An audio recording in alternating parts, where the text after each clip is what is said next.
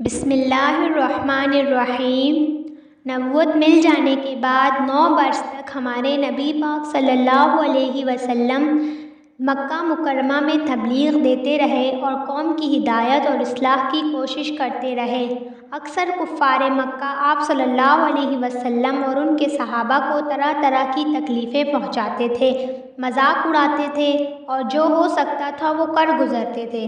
آپ صلی اللہ علیہ وسلم اس خیال سے طائف تشریف لے گئے کہ وہاں قبیلہ ثقیف کی بڑی جماعت ہے، اگر وہ مسلمان ہو جائیں تو مسلمانوں کو ان تکلیفوں سے نجات ملے اور دین کے پھیلنے کی بنیاد بڑھ جائے۔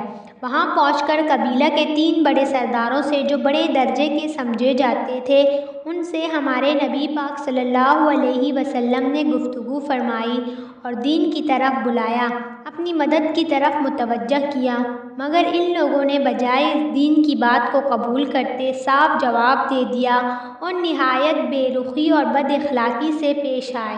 ان لوگوں نے یہ بھی گوارا نہ کیا کہ ہمارے پیارے نبی پاک صلی اللہ علیہ وسلم یہاں قیام فرما لیں۔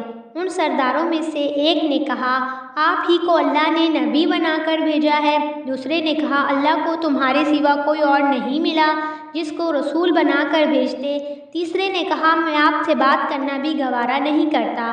اس کے بعد ہمارے نبی پاک صلی اللہ علیہ وسلم ان سے نا امید ہو کر بستی کے اور لوگوں کو دین کی دعوت دینی چاہی تو انہوں نے نہایت بد اخلاقی سے کہا کہ ہمارے شہر سے نکل جائیں۔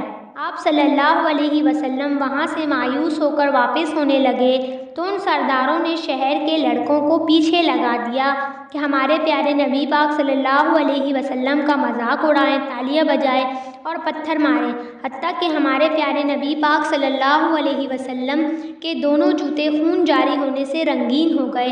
ہمارے نبی پاک صلی اللہ علیہ وسلم اسی حالت میں واپس ہوئے۔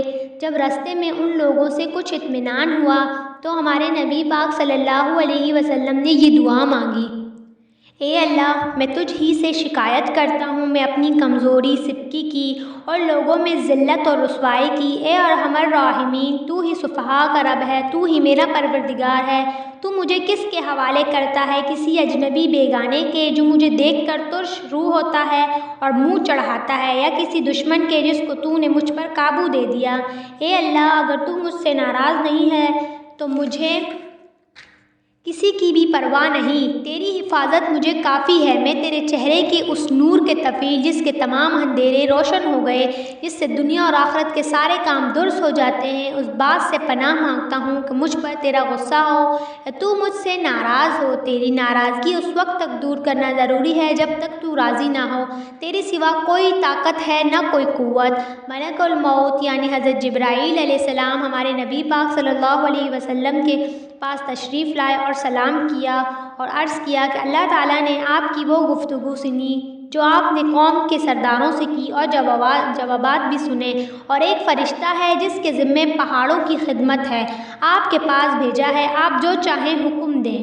اس کے بعد اس فرشتے نے ہمارے نبی پاک صلی اللہ علیہ وسلم کی خدمت میں آ کر عرض کیا، اگر آپ کہیں تو دونوں جانب کے پہاڑوں کو آپس میں ملا دوں جس سے وہ سب بستی والے درمیان میں کچل جائیں، یا آپ جو سزا کا حکم کریں۔ ہمارے پیارے نبی پاک صلی اللہ علیہ وسلم کی رحیم و کریم ذات نے جواب دیا، میں اللہ سے اس کی امید رکھتا ہوں کہ اگر یہ مسلمان نہیں ہوئے تو ان کی اولادوں میں سے ایسے لوگ پیدا ہوں جو اللہ کی عبادت کرے۔